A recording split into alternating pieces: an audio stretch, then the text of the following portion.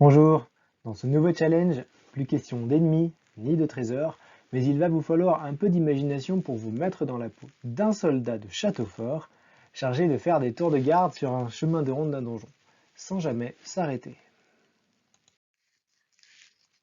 Le donjon, j'avoue, laisse un peu à désirer côté graphisme, mais on compte sur l'imagination de vos participants.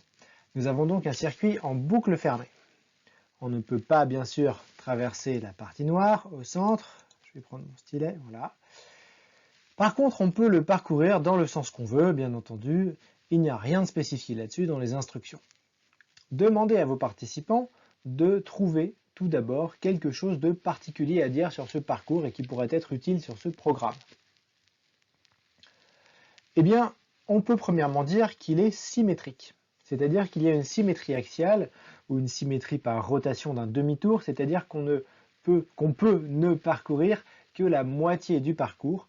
Alors, n'importe quelle moitié, bien sûr, et répéter donc cette moitié deux fois ou plus, enfin deux fois pour faire un tour complet. Je vous fais directement la démonstration. C'est très simple. Si je mets ma ligne ici, euh, voilà, je sépare cette brique-là et cette brique ici, j'obtiens deux morceaux. Vous voyez que ces deux morceaux, si j'en retourne un, comme ceci, il est totalement identique au premier. Alors, quelle stratégie donc pour concevoir notre programme? Avant de se jeter sur les briques, comme ils ont l'habitude de faire, formulons une stratégie à haute voix, s'il vous plaît, demandez ça aux participants. Donc la première chose qu'on va remarquer, c'est que le texte précise le mot sans jamais s'arrêter. Et là, ça vous met la puce à l'oreille, puisque c'est la même chose en gros que de dire à l'infini. Quand je vous dis à l'infini, vous pensez tout de suite donc boucle. Boucle tant que vrai. La boucle while true en anglais. Ça doit être automatique, ça doit être le réflexe de Pavlov. On va donc, comme première stratégie, établir une boucle tant que vrai. Et dans cette boucle, eh bien, on va y mettre un certain nombre de choses, en profitant autant que possible de la symétrie dont on vient de parler. Par exemple, si on parvient à faire à notre héros ce déplacement-là. Voilà, jusqu'à l'angle sud-est. On sait qu'en répétant cela deux fois, trois fois, finalement une infinité de fois, il va parcourir l'ensemble du chemin de ronde à l'infini. Donc si je refais exactement le même parcours, tac, voilà, encore une fois, vous voyez, on répète bien à l'infini grâce à la symétrie. Donc une fois qu'on a dit ça, on a fait une bonne partie du travail, il ne reste plus qu'à écrire le programme. Voilà à quoi pourrait ressembler donc un premier programme. Alors, plutôt, on va dire celui de droite, en fait, pour vous, parce que celui de gauche, il y a trois fois la brique avance, mais il n'y en aura normalement pas assez dans les kits. S'il en faut 1, 2, 3, qu'il en faudrait 5, il n'y en a que 4 par groupe. Les deux programmes donc sont équivalents, ils font la même chose. Voilà, ces programmes fonctionnent, ils sont valides.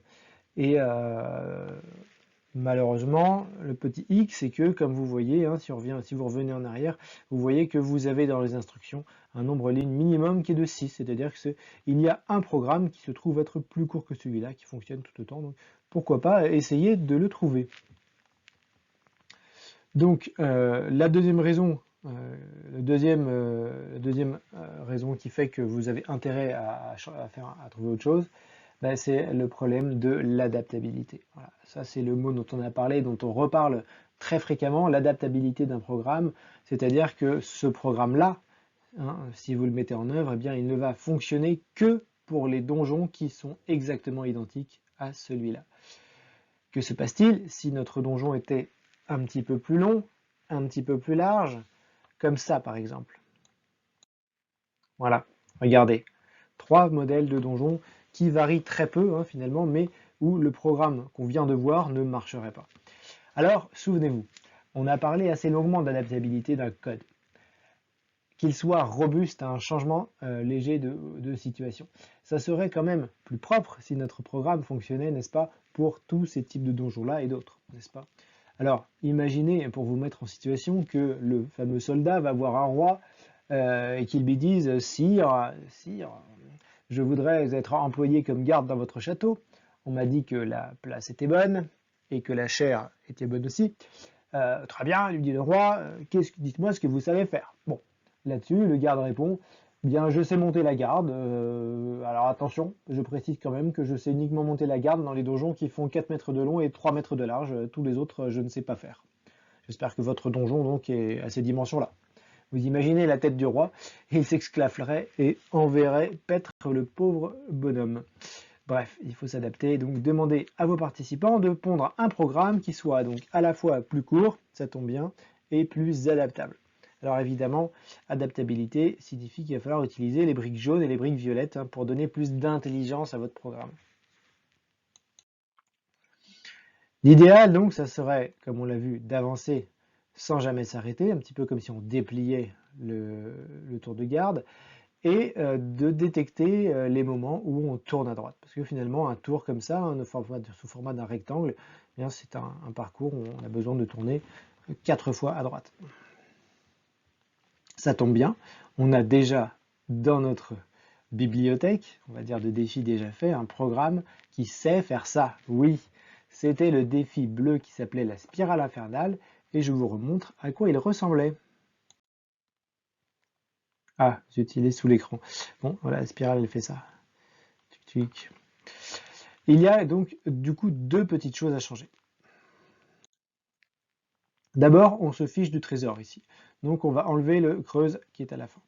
Premièrement, donc on a dit qu'on voulait aussi une boucle infinie.